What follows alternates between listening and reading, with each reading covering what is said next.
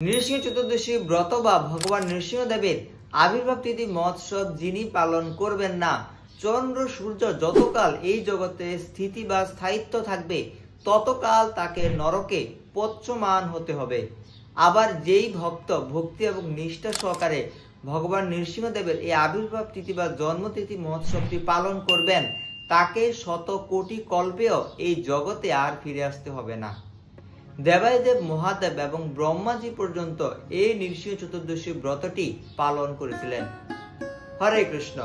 নৃসিংহ চতুর্দশী ব্রত কি জয়, ভগবান ভক্তরক্ষক নৃসিংহদেব কি জয়। সুপ্রিয় ভক্তবৃন্দ, সর্ববিঘ্ন বিনাশক ভগবান নৃসিংহদেবের শুভ আবির্ভাব তিথি মহোৎসব 2025 সালে কবে পালন করতে হবে, কিভাবে আমরা এই ব্রতটি পালন করব, এই দিন আমাদেরকে কি কি করতে হবে, কি কি করতে পারবো না, কি কি করা অনুচিত, সকল কিছু এই একটি ভিডিওতে জানতে চেষ্টা করব।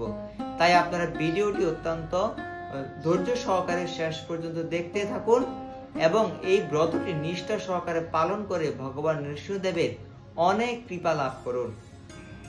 11ই মে রোজ রবিবার, বৈশাখে শুক্লপক্ষে শ্রী নৃসিংহ চতুর্দশী ব্রত 2025 পালন করতে হবে। এই পর্বে আমরা নৃসিংহ চতুর্দশীর মাহাত্ম্য জানতে চেষ্টা করব। বৃহৎ নরসিংহ পুরাণে ভগবান শ্রী নৃসিংহদেব ভক্ত প্রহ্লাদকে স্বয়ং বলেছেন, বর্ষে বর্ষে তু কর্তব্যং মম সন্তুষ্টি কারণম মহাগুজ্জমিদং শ্রেষ্ঠং মানব ভব ভীরুবিহি। অনুবাদ: প্রতি বছর আমার সন্তুষ্টির উদ্দেশ্যে চতুর্দশী ব্রত কর্তব্য।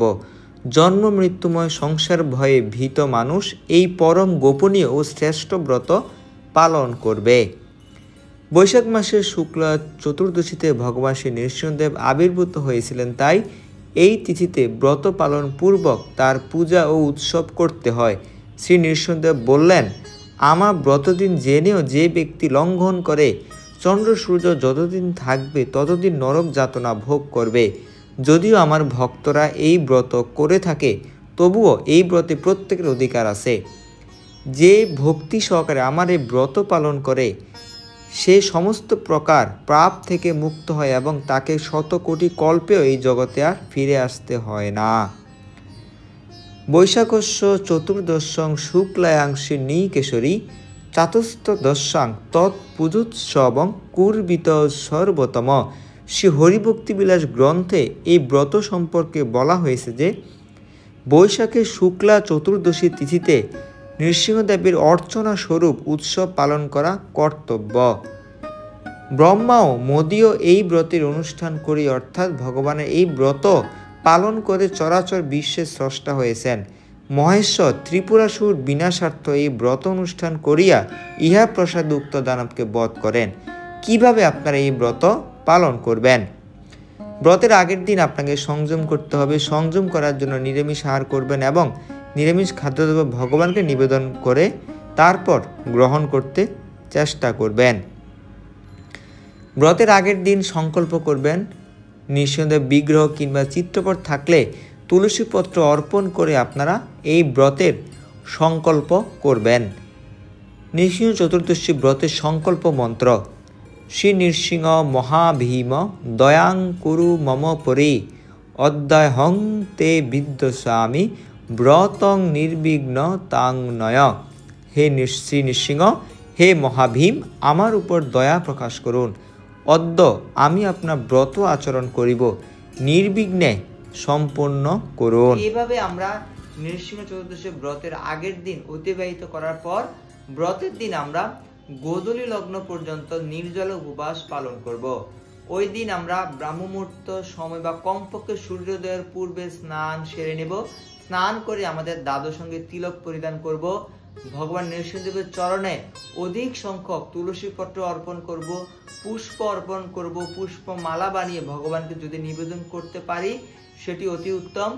ভগবান নৃসিংহদেবের 108টি নাম, অষ্টোত্তর শতনাম, নৃসিংহ কবচম পাঠ করব। শ্রীমদ্ ভগবদ গীতা থেকে শ্লোক অধ্যয়ন করব। শ্রীমদ্ ভাগবতম থেকে ভগবান নরসিংহদেবের আবির্ভাব রহস্য, কিভাবে আবির্ভূত হলেন, প্রহ্লাদ মহারাজকে কিভাবে রক্ষা করলেন, এই মাহাত্ম্যগুলি পাঠ করতে চেষ্টা করব। নৃসিংহ চতুর্দশী ব্রতের দিন আমরা অধিক সংখ্যক হরিনাম সংকীর্তন বা হরে কৃষ্ণ মহামন্ত্র জপ করব। যারা নিয়মিত 4 মালা বা 8 মালা জপ করেন তারা নৃসিংহ চতুর্দশী ব্রতের দিন 16 মালা জপ করবেন। আর যারা নিয়মিত 16 মালা জপ করেন তারা নৃসিংহ চতুর্দশী ব্রতের দিন 25 মালা জপ করবেন। তো নৃসিংহ চতুর্দশী ব্রতের দিন আমরা ভগবান নৃসিংহদেবকে ঘৃত প্রদীপ অর্পণ করতে চেষ্টা করব। গোধূলি লগ্ন পর্যন্ত সম্পূর্ণ নির্জল উপবাস পালন করার পর তারপর সন্ধ্যায় আমরা ভগবান নৃসিংহদেবের মহা অভিষেকের আয়োজন করব। উঁচু একটি পাত্রে ভগবান নৃসিংহদেবের বিগ্রহ কিংবা চিত্রপটকে স্থাপন করে পঞ্চগব্য, তার চিনির জল, দুধ, দধি, ঘি, মধু, তারপর ফলের জুস ইত্যাদি দ্বারা ভগবানকে অভিষেক করব। অভিষেক করার পর চরণামৃত গ্রহণ করে আমরা এই দিনটি অতিবাহিত করব। আর চাইলে আমরা একাদশীর মতো অভিষেকের পর সাবু, ফল, জল, দুধ ইত্যাদি গ্রহণ করতে পারি। এইভাবে দিনটি অতিবাহিত করার পর পরের দিন আমরা সূর্যোদয়ের পর অন্নপ্রসাদ বা রুটির প্রসাদ বা পঞ্চরবিশেষ দ্বারা প্রস্তুতকৃত ভোগ ভগবানকে নিবেদন করে সেই প্রসাদ গ্রহণ করে এই ব্রতটি আমরা সমাপ্ত করব। এই হচ্ছে নৃসিংহ চতুর্দশী ব্রত পালনের বিধি, মন্ত্র এবং সকল রকমের নিয়ম। সুপ্রিয় ভক্তবৃন্দ, আপনারা সকলেই নৃসিংহ চতুর্দশী ব্রতটি পালন করে ভগবান নৃসিংহদেবের অনেক কৃপা লাভ করুন। হরে কৃষ্ণ।